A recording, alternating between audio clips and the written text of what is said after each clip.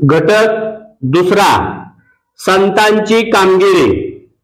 महाराष्ट्रात श्री चक्रधर, संत नामदेव, संत ज्ञानेश्वर, संत चोखामेळा या संतांपासून सुरू झालेली संत परंपरा समाजाच्या विविध स्थानांमधून आलेल्या संतांनी पुढे चालविली।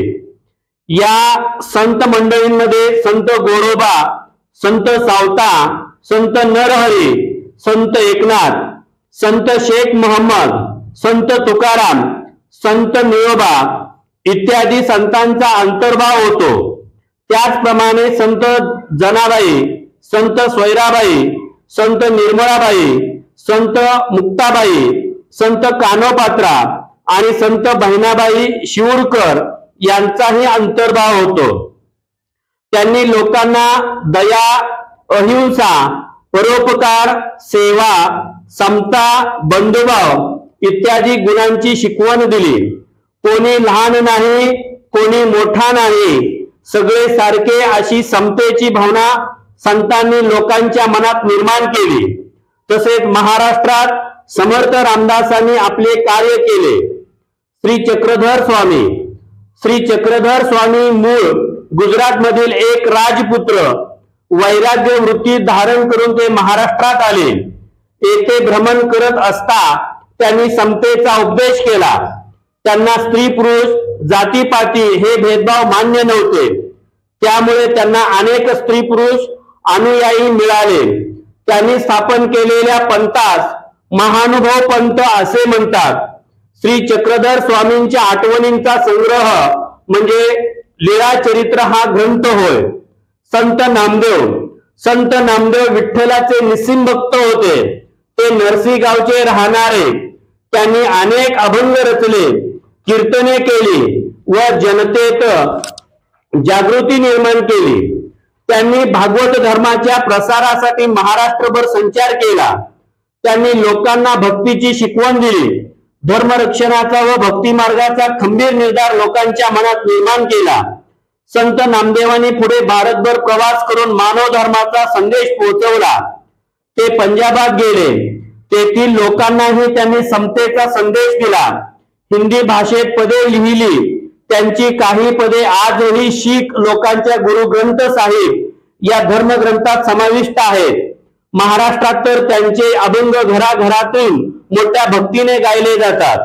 संत ज्ञानेश्वर आपेगावचे राहणारे। निवृत्तीनाथ व सोपानदेव हे त्यांचे बंधू। मुक्ताबाई ही त्यांची बहीण। त्यावेळचे कर्मठ लोक या मुलांना संन्याशाची मुले म्हणून नावे ठेवत। त्याचे कारण असे, त्यांच्या वडिलांनी संन्यास घेतला होता, घर सोडले होते, पण पुढे गुरुच्या आज्ञेवरून ते परत घरी आले आणि संसार करू लागले। पुढे त्यांना ही 4 मुले झाली। हे त्यावेळच्या कर्मठ लोकांना मान्य नव्हते। लोकांनी त्यांना वाळीत टाकले। लोक त्या मुलांचा छळ करत होते। ज्ञानेश्वर एकदा भिक्षेची जोडी घेऊन गावात गेले, पण कोणी त्यांना भिक्षा घातली नाही।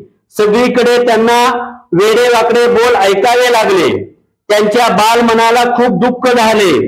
ते आपल्या झोपडीत आले। झोपडीचे दार बंद करून आत दुःख करत बसले। इतक्यात तेथे मुक्ता आली। गवताच्या ताटीवर टिचका मारीत ती ज्ञानेश्वरांना म्हणाली, ताटी उघडा ज्ञानेश्वरा। अहो, आपण दुःखी कष्टी होऊन कसे चालेल? जगाचे कल्याण कोण करेल? बहिणीच्या उपदेशाने ज्ञानेश्वरांना हुरूप आला। दुःख विसरून ते कामाला लागले। ठिकठिकाणी गोरगरिबांचा, मागासलेल्या लोकांचा धर्माच्या नावाखाली छळ होत होता। तेव्हा ज्ञानेश्वरांनी लोकांना कळकळीचा उपदेश केला। ईश्वरावर श्रद्धा ठेवा, सगळ्यांशी समतेने वागा, दुःखी माणसांना मदत करा, त्यांचे दुःख नाहीसे करा। त्यांचा उपदेश गेली 700 वर्ष महाराष्ट्राच्या कानाकोपऱ्यात एकसारखा घुमत आहे। त्या काळात धर्माचे ज्ञान संस्कृत ग्रंथांमध्ये बंदिस्त झाले होते।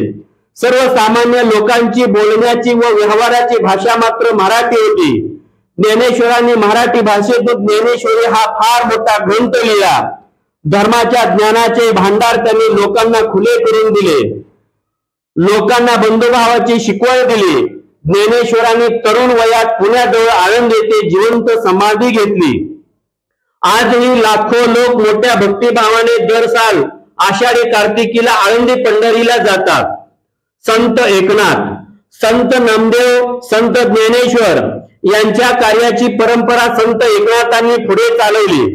ते पैठणचे राहणारे, त्यांनी भक्ती मार्गाचा प्रसार केला। त्यांनी अनेक अभंग, ओव्या व भारुडे लिहिली। कोणताही उच्च नीच भेदभाव मानू नका असा त्यांनी लोकांना उपदेश केला। भक्तीचा मोठेपणा त्यांनी लोकांना पटवला। गोरगरिबांना, मागासलेल्या लोकांना त्यांनी जवळ केले। इतकेच नाही तर मुक्या प्राण्यांवर देखील त्यांनी दया केली। प्राणी मात्रांवर दया करा असा लोकांनाही उपदेश केला। संत एकनाथ जसे बोलत तसे वागत। एके दिवशी ते गोदावरी नदीवर स्नानाला निघाले होते।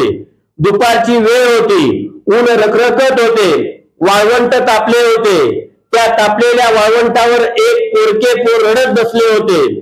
त्याच्या रडण्याचा आवाज नाथांच्या कानी आला। त्यांनी त्यांचे आईबाप जवळ आहेत का यासाठी इकडे तिकडे पाहिले। धावत ते त्या मुलाजवळ गेले।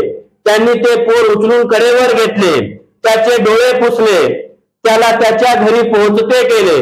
अशा रीतीने स्वतःच्या आचरणातून एकनाथांनी समतेची व ममतेची भावना लोकांच्या मनावर बिंबवली। संत तुकाराम, शिवाजी महाराजांच्या काळात तुकाराम व रामदास हे संत होऊन गेले। संत तुकाराम हे पुण्याजवळील देहू गावचे राहणारे।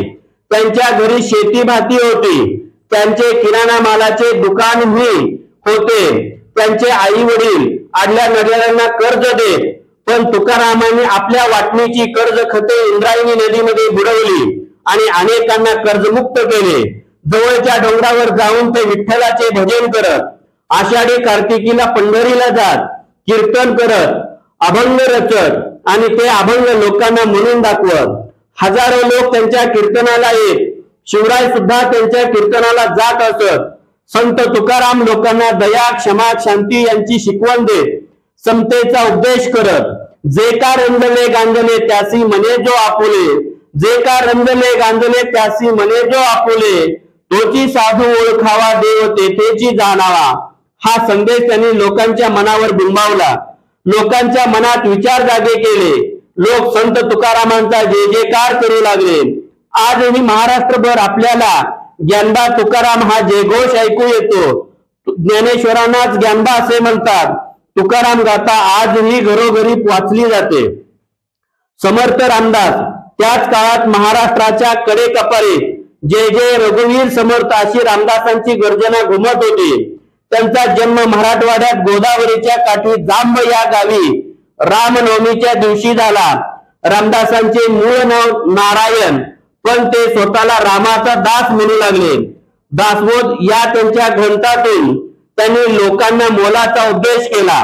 तसेच त्यांच्या मनाच्या श्लोकातून त्यांनी लोकांना सद्विचार व सद्वर्तन यांची शिकवण दिली। बलोपासनेसाठी त्यांनी ठिकठिकाणी हनुमानाची मंदिरे उभारली। लोकांना शक्तीची उपासना करण्यास शिकवले। सामर्थ्य आहे चळवळीचे जो जो करील तयाचे, सामर्थ्य आहे चळवळीचे जो जो करील तयाचे, हा संदेश त्यांनी लोकांना दिला। रामदासांनी लोकांना संघटना करण्याची व अन्यायाविरुद्ध प्रतिकार करण्याची स्फूर्ती दिली। त्यामुळे त्या काळच्या लोकांना धीर आला। साधू संतांच्या कार्यामुळे लोकजागृती झाली। धर्माबद्दल आदर वाढला। लोकांच्या मनात आत्मविश्वास निर्माण झाला। संतांच्या कामगिरीचा शिवरायांनी स्वराज्य स्थापनेसाठी उपयोग करून घेतला।